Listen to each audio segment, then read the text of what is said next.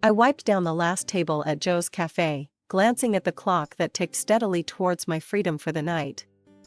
The diner's neon sign buzzed in the evening calm, a beacon for the occasional late-night wanderer looking for a cup of joe or a piece of pie. My apron, splattered with today's special, felt heavier with each passing minute. My shift was finally ending, and the real work, the kind that fueled my dreams, was about to begin. "Mama, I'm heading out to the Rusty Nail. They asked me to do a couple of sets tonight," I called, my voice echoing slightly in the now empty cafe. From the back, amidst the clatter of dishes, Mom's voice came, tired yet always supportive. "Sing like the angels, Elena. Make 'em listen." Inside the Rusty Nail, the atmosphere was a stark contrast to the biting cold outside. The warmth of dim lights and the murmur of scattered conversations welcomed me like an old friend. I headed straight to the tiny stage that was more an afterthought than a feature.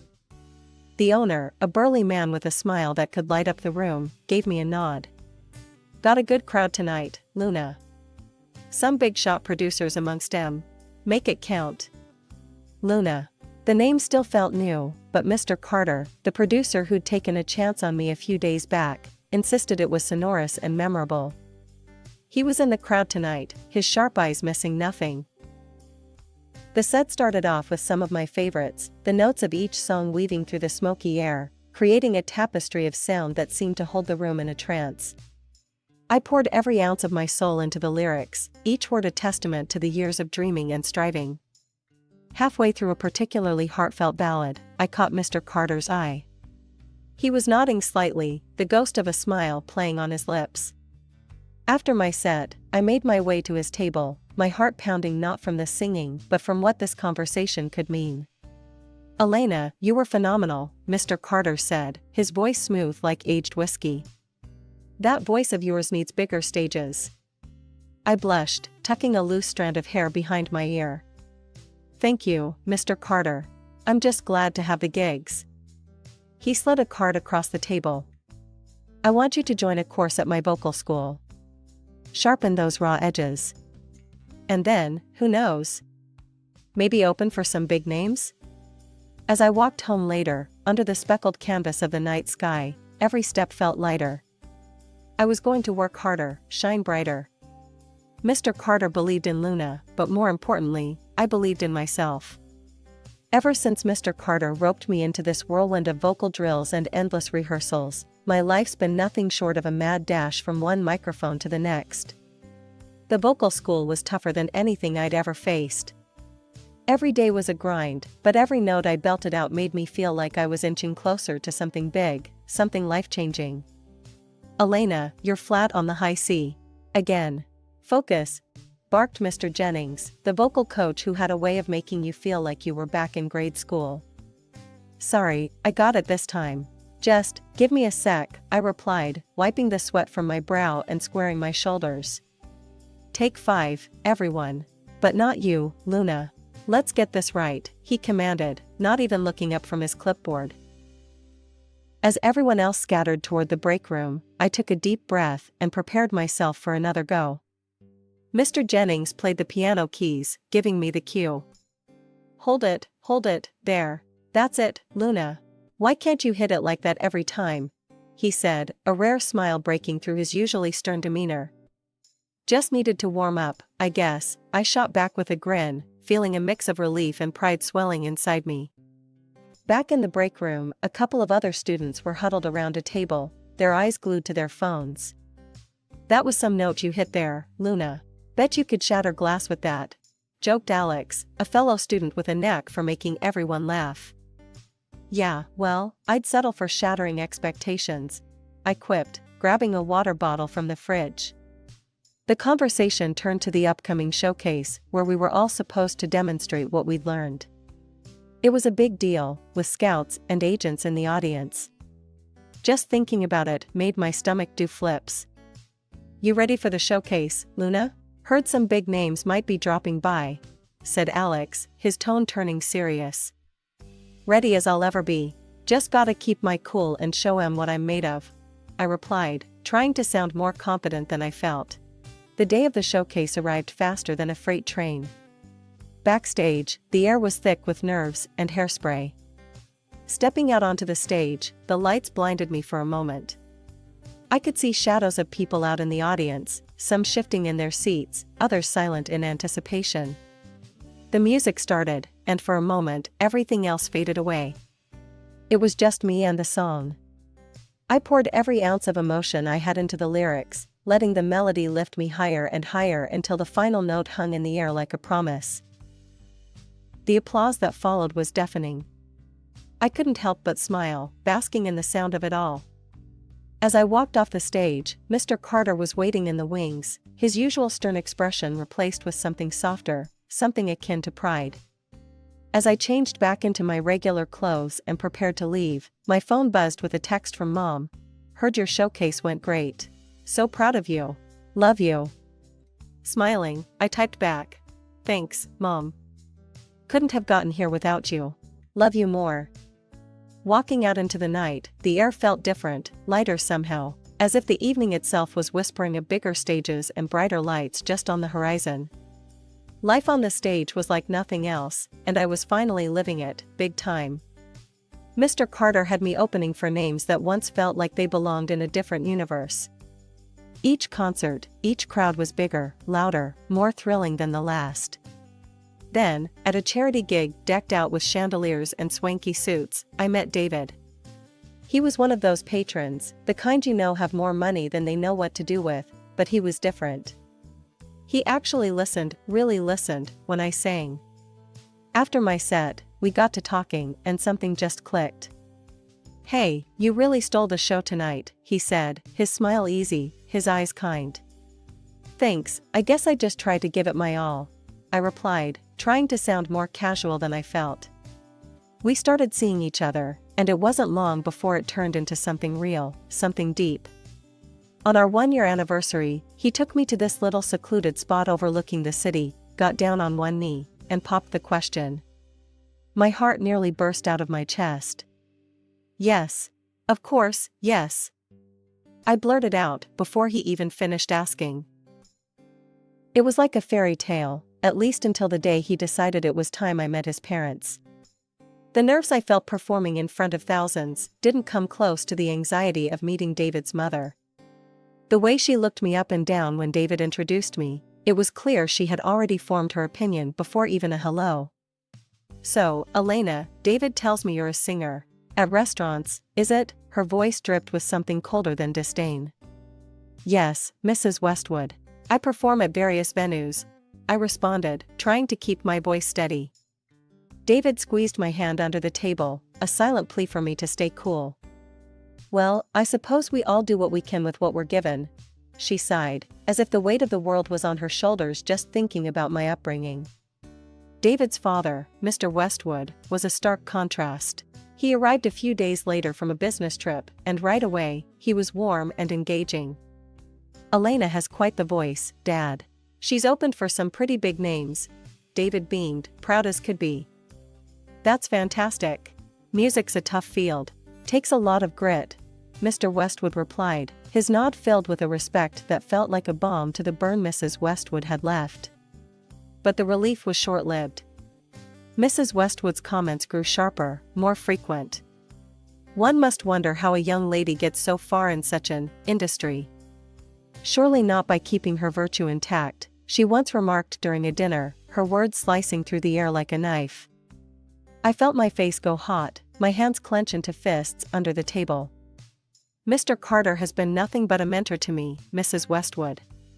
"Oh, come now, dear. We all know how these things work.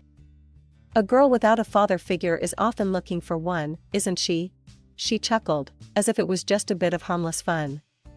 Her refusal to see me as worthy gnawed at me, her words echoing in my head long after they were spoken. But David stood by me, his love unwavering. "Don't listen to her, Elena. You're amazing, and that's all that matters." I wanted to believe him. I needed to believe him. But as we started planning our wedding, Mrs. Westwood's shadow loomed large, making me wonder if I'd ever really be part of their family. The morning of my wedding, I woke up with a belly full of butterflies and a heart overflowing with love. David and I had poured our souls into every detail of the wedding. It was the day we had both been dreaming of. The venue was draped in delicate whites and soft pinks, every petal and candle placed with care. It was perfect, just like I'd always imagined. As I slipped into my dress, a stunning number that made me feel like a star in one of those fancy romance flicks, I couldn't help but catch my mom's teary-eyed smile in the mirror. The ceremony started with a swell of music, and as I walked down the aisle, all eyes on me, I saw David at the altar, looking like he'd won the lottery. My nerves settled, replaced by a fierce joy. This was it. This was our moment. As we stood before the priest, hand in hand, the traditional question came. If anyone has any reason why these two should not be married, speak now or forever hold your peace. The silence that followed was expected. What wasn't expected was the sharp click of a heel and a voice that cut through the quiet like a knife. I have something to say. It was Mrs. Westwood, standing up in her finery, her face set in a mask of disapproval. Murmurs swirled through the gathered crowd as she started her tirade. This girl, Elena, is nothing but an uneducated dropout who grew up without a father. Her mother conceived her with the first man she met. Do we even know his name? The room went dead quiet, every word from her lips a slap to my face. I felt David's grip tighten around my hands, his jaw clenched. She barely scraped through school, and sings at night in eateries, in front of all sorts of men. This is not the kind of woman fit for our family, Mrs. Westwood declared, her voice ringing in the hall. Before I could shrink away, David stepped forward, his voice firm and loud. Mom, stop. I love Elena. Her past doesn't matter to me. I know her heart, her strength, and her character. That's the woman I chose to marry. His words seemed to silence the room even further, if that was possible. Mrs. Westwood looked stunned, her mouth snapping shut as she realized her son was not on her side this time. The priest cleared his throat. Shall we continue? With a nod from us both, the ceremony went on, but the poison of her words lingered, making my hands tremble and my heart race. It wasn't until the music started for our first dance that I felt a shift. David pulled me close, his hand warm on my back. Forget everyone else. It's just you and me now, he murmured as we swayed to the music. The first dance with David was like a dream. As we glided across the floor, his promises still echoing in my heart, I almost believed that the worst was over. As the last note of our song faded, Mrs. Westwood, flushed from too much champagne, stumbled to the center of the room, grabbing a microphone from the DJ. Such a lovely tradition, the father-daughter dance. Pity we won't see one tonight, eh? She slurred, her voice dripping with mockery. A hush fell over the room.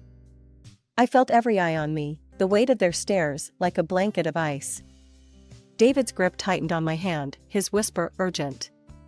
Ignore her, Elena, please. Before I could even muster a response, the side door creaked open, and a man, disheveled and dirty, staggered into the spotlight. My heart sank as Mrs. Westwood's cruel laughter cut through the stunned silence. Look here, perhaps this is Elena's father ready for their dance, she jeered. The room erupted in confused murmurs, some gasps, others hushed whispers. I felt my cheeks burn, my eyes stinging with unshed tears. I covered my face, unable to bear the spectacle. Suddenly, the sharp clack of heels announced my mother's arrival on the stage. Her voice, usually so gentle, was steel as she confronted Mrs. Westwood. This isn't a joke, Diane. You've gone too far. Apologize to my daughter, now. Mom demanded, her presence commanding silence. Mrs. Westwood, swaying slightly, just scoffed, her sneer evident even through her slurred words. Oh, come off it, it's just a bit of fun. Lighten up. That's when Mr. Westwood, who had been silent until now, stepped forward, his face dark with anger. Diane, enough. What are you thinking? He turned to the audience, his voice carrying a mix of embarrassment and authority. This man is an actor, hired by my wife as a distasteful joke. I apologize to everyone here, especially to Elena and her family. He then turned sharply to his wife. You need to leave, now. With a huff, Mrs. Westwood tossed the microphone down and stormed out, her exit as dramatic as her antics. As the door slammed behind her, the tension seemed to deflate slightly, and Mom came over to me, pulling me into a tight embrace. "It's okay, baby. Let's not let her ruin your day," she whispered, smoothing back my hair as I fought to regain my composure. "You all right to keep going?" David asked, his eyes searching mine for any sign of retreat. I nodded, wiping my eyes. "Yeah, let's finish this. For us." The rest of the evening passed in a blur of dances, toasts, and laughter, so much so that by the end of the night, I had almost forgotten the cruel stunt Mrs. Westwood had pulled. Almost, but not quite. Every now and then, the memory would resurface, a sharp stab reminding me that despite the beautiful vows and the joyous celebration, a shadow lingered over our new beginning. Ever since the wedding, Mrs. Westwood had been quieter, but a tiger doesn't change its stripes overnight. When she called me about a charity event she was organizing, her voice had that same old chill. "Elena, you should come to the charity concert next weekend. There will be some truly talented singers there. It might be educational for you," she said, her words dripping with that familiar condescension. I bit my tongue to keep from snapping back. "Sounds lovely, Diane. Who's performing?" She hesitated, a scoff hidden just beneath her breath. "Oh, various artists. I can't quite remember all their names." Typical Diane, setting the stage to belittle me. But I played along. "Well, I'd love to attend. Thanks for the invitation." That very night, Mr. Carter, my producer, called with some interesting news. "Luna, you're set to perform at a charity event next Saturday. It's a big gig, lots of high rollers." I paused, a slow grin spreading across my face as I connected the dots. This wouldn't happen to be the Westwood charity concert, would it? "That's the one. How'd you guess?" Mr. Carter chuckled on the other end. "Just a lucky guess," I replied, my mind already ticking. "Carter, let's keep it under wraps that Luna is actually Elena Westwood, okay? I want it to be a surprise." He laughed, clearly amused by the idea. "You got it, Luna. They'll only see your stage name." The night of the concert, the venue was buzzing with the city's elite, all finely dressed and ready to be entertained.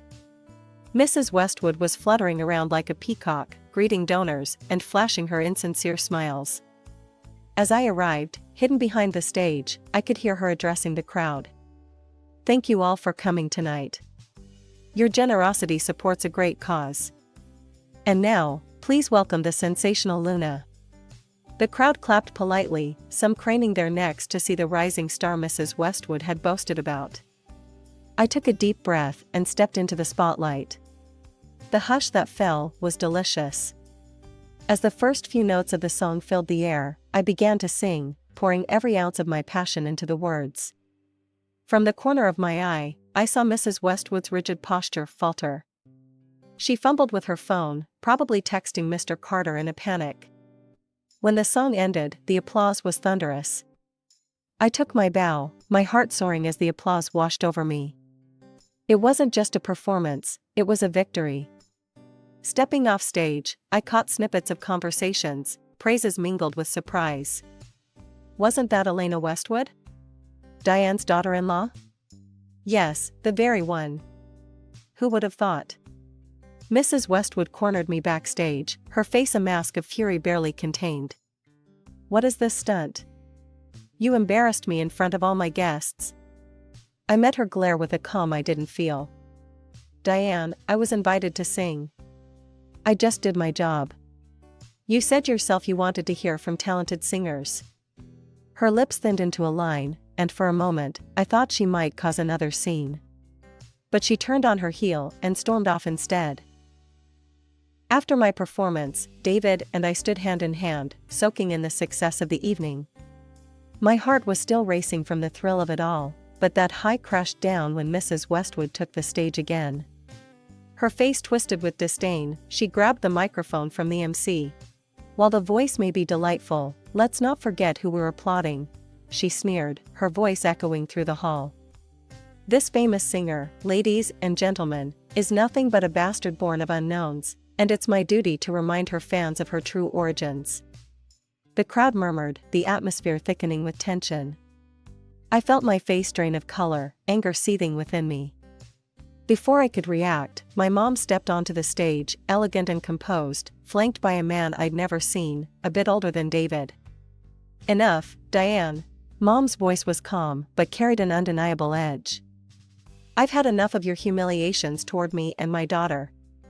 It's time some truths came to light." She paused, giving the man next to her a nod. He stepped forward, an envelope in hand. "After Elena's wedding, I hired a detective. We discovered some intriguing facts about Diane here," Mom continued, her eyes locked on Mrs. Westwood, who paled under the scrutiny. "Years ago, Diane got pregnant by her boyfriend, who promptly abandoned her. Alone and desperate, she met her future husband online. Pretending to want a long correspondence, she actually planned to give up her baby at birth." The murmurs grew louder, the guests shifting uncomfortably as they absorbed the gravity of Mom's words. "But fate intervened," Mom said. "She kept the baby and met her husband, never revealing her past." The man beside Mom stepped forward, his voice steady but filled with emotion. "I am that baby. Diane is my mother, abandoned me, and I was raised by foster parents. All my life, I've dreamed of meeting her, my biological mother." He held up the envelope. "This DNA test confirms everything. Diane, you are my mother, and David is my brother."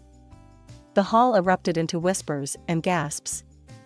Mrs. Westwood's face crumpled, her usual poise crumbling as the reality of her deceit was laid bare for all to see.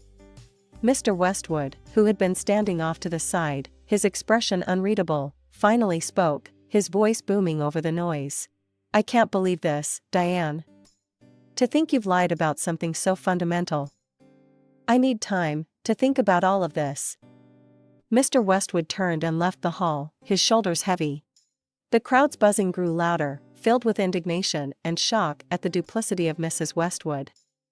Amidst the chaos, she fled the room, her departure as dramatic as her life had been deceptive. Mr. Carter, who had been watching from the sidelines, approached us, a supportive smile on his face. "Elena, why don't you give us one more song? One about honesty and love, perhaps?" Nodding, I took the stage again. The opening notes of the song filled the room, a melody about truth and the courage it takes to face it. As I sang, the earlier tension dissipated, replaced by a collective catharsis. The applause at the end was overwhelming, not just for the performance, but for the truth. As it rang out, I saw my mom wiping away tears of pride. After the fiasco that blew up at the charity event, things changed drastically for everyone involved. Mrs. Westwood, once the queen bee of her social circles, found herself isolated after the divorce. Mr. Westwood couldn't see past the deception, and he ended their marriage, leaving her with nothing but a modest allowance. I heard through the grapevine that her former friends turned their backs, snubbing her from gatherings and charity events that she once dominated. It's like she vanished from the social scene entirely. Meanwhile, my career took off in ways I never imagined. The scandal put the spotlight on me, and not just as a singer. People were touched by the story, by the struggle and the strength it took to face down such public betrayal. Mr. Carter called me about starting my first album. "Luna, it's time to channel all this into your music. Are you ready to start on your album?" he said over the phone, his voice brimming with excitement. "You bet I am, Carter. Let's show them what I'm made of," I replied, feeling the fire of anticipation lighting up inside me. In the middle of all this, David and his newfound brother, Michael, grew close. It was a silver lining in a very dark cloud. They met up often, finding comfort and understanding in their shared, if complicated, family dynamics. One day, I sat down with my mom, the woman who stood by me through every high and every low. We were in her cozy kitchen, the smell of fresh coffee in the air. "Mom, I don't know how to ever thank you enough. You've been my rock," I started, my voice thick with emotion. "Honey, you don't need to thank me. I did what any mother would do. Plus, seeing you handle everything with such grace, that's all the thanks I need," she said, her eyes misty as she sipped her coffee. As I got deeper into the process of creating my album, each song felt like a piece of my journey, a melody of my trials and triumphs. David was my constant supporter, and having Michael around brought a new dimension to our lives. It was strange how life worked out, but I was grateful for where we all ended up.